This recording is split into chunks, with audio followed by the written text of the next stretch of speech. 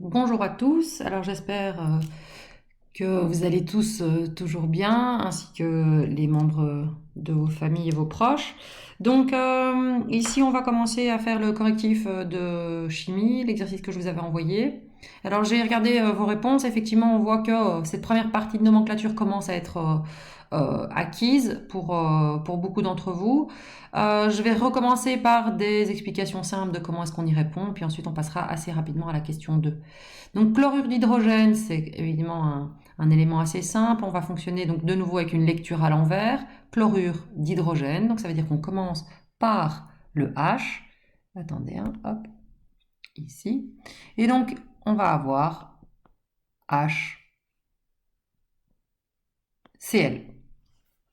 Chlorure d'hydrogène, valence de H, c'est 1, valence de Cl, c'est 1.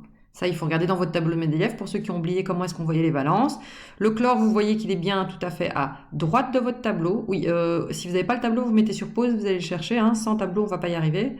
Donc chlore, c'est bien la troisième ligne est au niveau 7A, hein, donc dans la famille 7A, donc c'est bien 7 électrons sur la dernière couche, et donc il va essayer d'en capter un pour arriver à 8. C'est pour ça que ça va donner du Cl-. Le H, c'est la première colonne, et donc il va perdre un électron, il va devenir H+. Ok.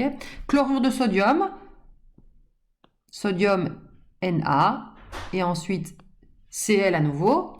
Donc chlorure de sodium, à nouveau, valence 1 et valence 1, donc on reste comme ça. Sulfate d'hydrogène, eh ben on va regarder dans nos groupements, hein, nomenclature, sulfate, que vous devez maintenant connaître par cœur. On voit que c'est at, donc on a toujours it et at, que c'est SO3 et SO4 qui existent, et donc du coup c'est le plus grand des deux puisque c'est sulfate dont on parle. Donc c'est du SO4 d'hydrogène, donc H SO4. Maintenant, ce qui va nous intéresser, c'est la valence de H qui vaut toujours 1, la valence de SO4, valence 2, c'est indiqué ici. Si c'est la valence 2, eh ben, on sait que du coup, on aura H2SO4. Hein, valence 1 et valence 2, on croise les valences. Et ici, on n'écrit pas le 1 parce que c'est pas utile. Ensuite, on a du sulfate de potassium. Ok, sulfate à nouveau. Hein. Je vais le mettre ici. Le SO4, mais cette fois-ci de potassium, donc KSO4.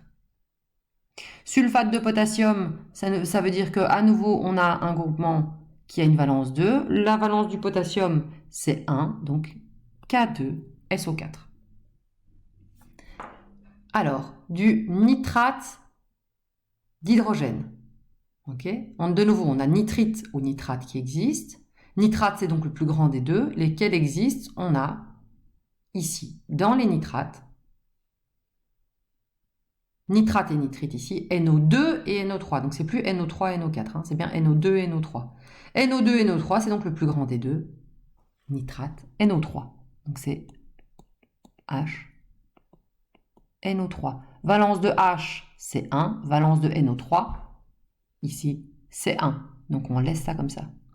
Chlorure d'étain, et on met 2 parce que c'est bien l'étain, c'est un métal de transition et donc on ne peut pas savoir quelle est sa valence, sauf si on nous l'indique.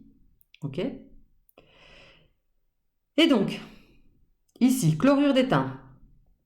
Qu'est-ce qu'on va avoir? Donc on cherche c'est l'étain en premier et ensuite le chlore. Ok. Regardez dans votre tableau de Mendeleïev pour essayer de trouver quelle est la valeur, le numéro atomique de l'étain.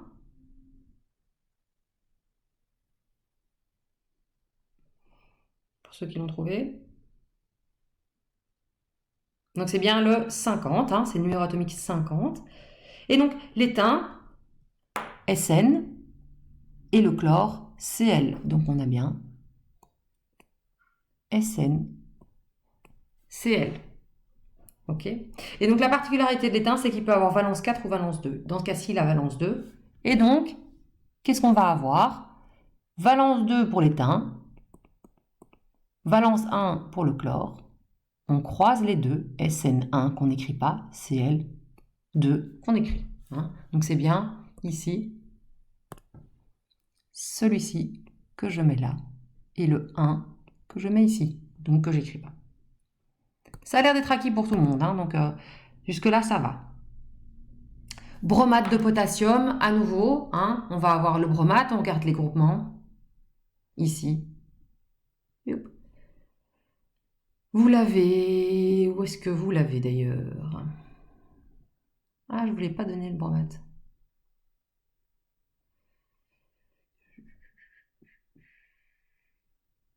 Ah non, alors celui-ci vous l'avez pas, donc vous ne saviez pas le faire parce que vous n'avez pas ce groupement-là. C'est pas grave. Ensuite, on va avoir le trioxyde de diazote. Ici, c'est bien un oxyde. N, c'est métal ou non métal? Non métal, raison pour laquelle d'ailleurs, hein, on va avoir trioxyde de diazote. Donc les oxydes, c'est quoi? C'est un non métal avec un O, et donc c'est bien NO. Mais donc c'est bien un trioxyde de diazote, donc N2O3. Ok. Ensuite, je vais juste arriver à l'acétate de plomb qui m'intéresse. L'acétate était un groupement. Alors j'ai vu que certains, dont par exemple Dylan, il a essayé de réécrire cette formule-ci, CH3CO- en C2H3O2. C'est pas nécessaire. Donc on va le laisser tel quel. Ok, c'est du CH3CO- et ça reste en écriture chimique CH3CO-. Et donc ici, on va mettre, par exemple, celui-ci, mon acétate de plomb. Ça va me donner Pb CH3CO. Et alors ici c'est valence 2, hein, à nouveau, tac, on part sur les valences. Valence 2 pour le plomb, ok, valence 1 qu'on vient de voir ici, hein, on voit que c'est bien valence 1, l'acétate il est là. Résultat, on va croiser, ici le 1 on va pas l'écrire, et de l'autre côté on va aller écrire le 2, mais du coup on va mettre une parenthèse à mon groupement, ok. Chlorure de mercure 1, chlorure de mercure 2, c'est de nouveau l'idée de vous faire comprendre. Alors, trioxyde de soufre, à nouveau, hein, c'est un oxyde non métallique, SO3. Chlorure de mercure, hein, mercure, c'est quel numéro atomique? Regardez. Hg, pour ceux qui ne savent pas ce que c'est le mercure. Donc ici, mercure, on vous dit c'est valence 1. Hg, ok. Numéro 80, pour ceux qui cherchaient encore. Je vais mettre ça en silencieux. Alors, donc on va avoir Hg de valence 1, ok, avec Cl. HgCl, ici dans ce cas-ci, valence de Cl c'est 1, donc ça fait HgCl. Si on fait du Hg avec une valence 2 et du Cl à nouveau, on va avoir Hg valence 2, Cl valence 1, on croise les deux et on obtient HgCl2. Ok, donc ça c'est dans les grandes lignes.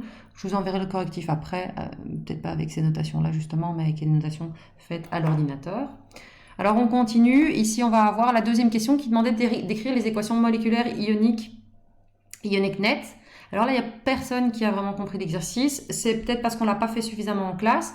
L'idée, c'est que, premièrement, si on vous demande d'écrire l'équation, comme c'est indiqué ici, l'équation moléculaire, ça, pour le moment, ça va pour tout le monde. Donc, vous avez plus ou moins tous réussi à m'écrire l'équation moléculaire. Et puis, l'équation ionique, c'est plus compliqué. Et Noah, là aussi, tu as essayé quelque chose. C'est pas mal, mais c'est pas ça qu'on demande. Mais tu es dans la bonne voie. Donc, l'idée, c'était quoi? Et on l'a fait en tout début de cours. C'était d'abord d'écrire. Et vous pouvez aller revoir votre cours, hein. Il y a des slides là-dessus. Hein. Donc, ajout d'une solution aqueuse de chlorure d'hydrogène et d'une solution aqueuse d'hydroxyde de sodium. Et ça, plus ou moins, tout le monde a réussi à me le faire. Donc, on avait bien du chlorure d'hydrogène, donc de l'HCl, plus une solution aqueuse, donc ici aussi, il faudrait mettre aqueux, hein, plus d'hydroxyde de sodium. Hydroxyde de sodium, c'est bien du Na. OH, puisque hydroxyde, c'est le groupement. Valence 1, ici aussi, valence 1, donc on est bon. Hein. Là, à nouveau, c'est sous forme aqueuse. Vous m'avez dit, ben voilà, ici, qu'est-ce qui va se passer? Il va y avoir un transfert d'ions, hein, et ça, c'est entièrement correct. Et vous m'avez tous plus ou moins mis que ça allait donner du NaCl plus de l'H2O. Cette équation, elle est correcte. Ok, en réalité, ça va donner plutôt un précipité, mais pour le moment, on va le laisser sous forme aqueuse et de l'eau, évidemment, liquide. Donc, ça, c'est l'équation que vous m'aviez écrite. Maintenant, ce qui va m'intéresser dans l'équation ionique qu'on vous demande, c'est de voir la formation des ions. La formation des ions, vous l'avez fait automatiquement. Vous vous êtes dit, tiens, H, c'est H+, donc il peut aller avec OH-, ça va donner du H2O. Et Cl, c'est du Cl-, qui va aller avec du Na+, et ça va donner du NaCl. Okay. Pour savoir que c'est pas du ClNa, pour ceux qui n'ont pas encore compris, c'est tout simplement parce que un sel, c'est Mx. Donc on a les différentes formules avec Mx, MXO, MOH pour les hydroxydes, MO, MX pour les oxydes, pardon. Non, et XO. Ouais, je vais y arriver. XO.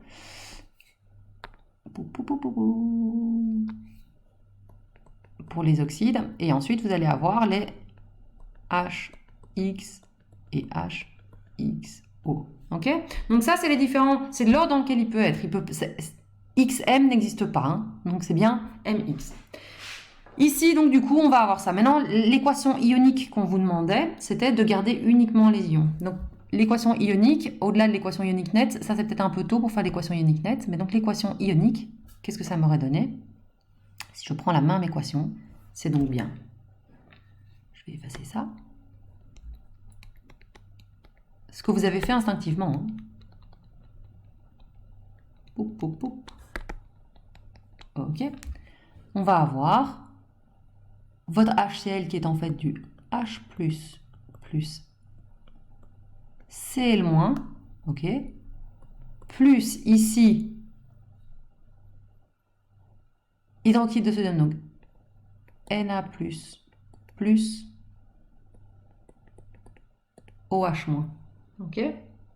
Et donc du coup, de là, vous allez avoir votre NaCl plus NaCl plus H2O, ok.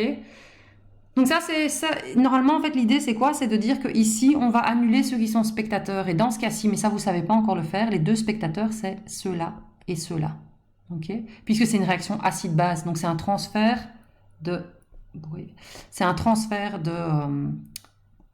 Et donc, ça, on va retirer aussi. Et donc, l'équation ionique nette finale, ça serait...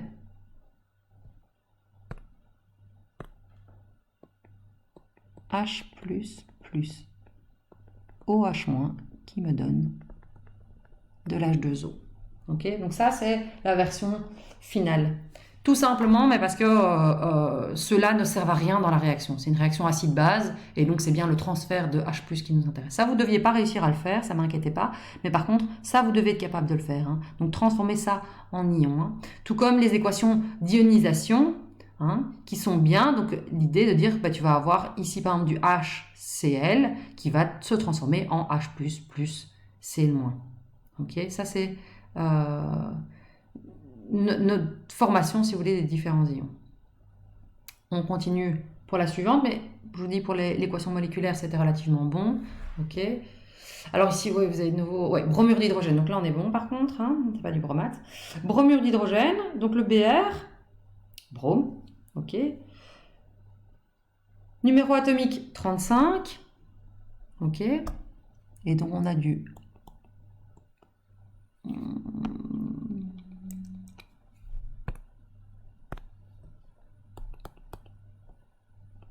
HBr plus du carbonate de sodium. Donc Br c'est bien valence 1, H aussi, et carbonate de sodium, c'est bien Na, sodium, et carbonate CO3. À nouveau, si vous avez un doute, vous allez revoir le carbonate, valence 2, Na, valence 1, on croise, donc 2 et 1, donc on obtient 2, Na2CO3, qui vont nous donner, et il me reste pratiquement plus de temps, ça vous l'avez compris, quand vous avez fait les ions, du HCO3 plus du NaBr. Ici, HCO3, ça n'existe pas puisque c'est valence 2, donc c'est du H2CO3. Et NaBr, ça existe. Du coup, il nous faut un équilibrage